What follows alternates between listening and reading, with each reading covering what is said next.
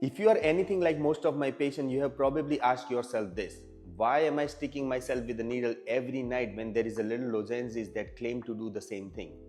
You have heard of troches. You have heard they are easier. But here's the $1,000,000 question.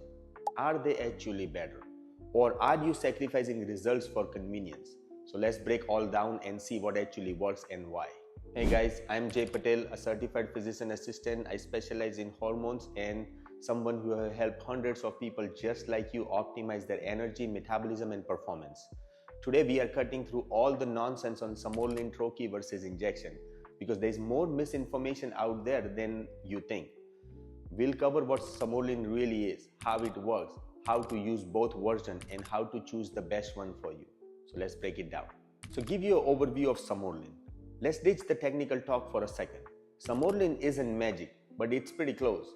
Imagine you have got a personal trainer inside your brain whose only job is to get your body to produce more natural growth hormone. Sermorelin is like giving that trainer a megaphone. It's not a growth hormone itself, big difference. Instead, it stimulates your pituitary gland, which then releases your own HGH. It's kind of like jump-starting a car that still has a good engine. Instead of pumping in fuel from outside, you are just reviving up your body's own system. Pretty cool, right? So how does Sermorelin actually get the job done? It sends a signal, specifically a peptide chain, to your hypothalamus and pituitary gland. That signal tells your pituitary, hey, wake up, time to get to work. And boom, your own natural HGH starts flowing again. This is important because our natural growth hormone level drops as we age by up to 15% every decade after the age of 30. Sermorelin helps bring them back without overriding your body's own control system. That means fewer side effects compared to synthetic HGH injections and lower risk of shutting down your natural hormone production. So troche versus injection. What are we talking about? A troche is basically a little medicated lozenges that you let dissolve under your tongue. No needle, no pain, and yes, way more convenient if you are always on the go. An injection, on the other hand, goes right into the fat tissue, usually the belly or thigh. It's a quick poke and it gets directly into your bloodstream. Sounds simple, right? But here is where it gets interesting. Because how your body absorbs this to form is very different. When we talk about bioavailability, we are talking about how much of the active ingredient actually makes it into your bloodstream. Injection, they are a gold standard. Nearly 100% of what you inject is usable. Troche, they are tricky because they are absorbed under the tongue. They rely on your mucous membrane doing the work.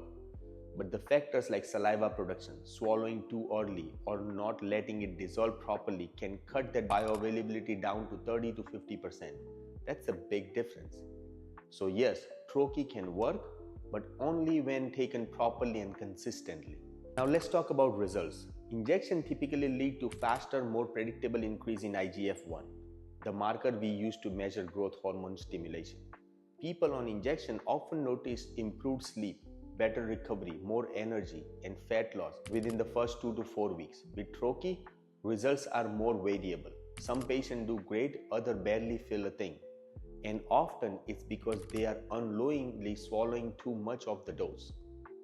It's not that troche doesn't work, it's that they require a little more discipline. So which one's for you? Injections are best if you want fast, reliable results and don't mind a quick poke each night.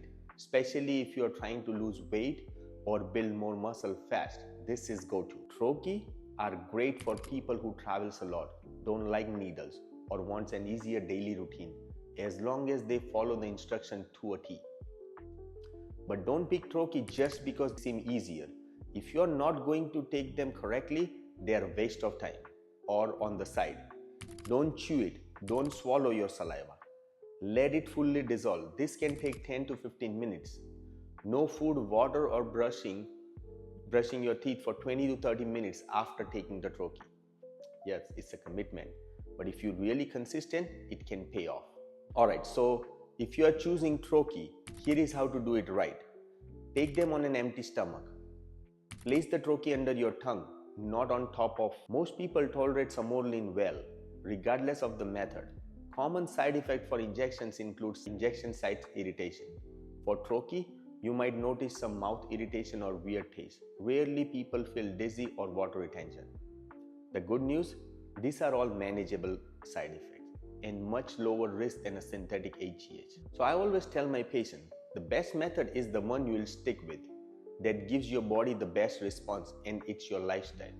This isn't one size fit all journey. It's personal. That's why we track, test, adjust and optimize over time. Troche or injections, both have their place. But what matters most is education and execution. Don't guess, get the science and get the results.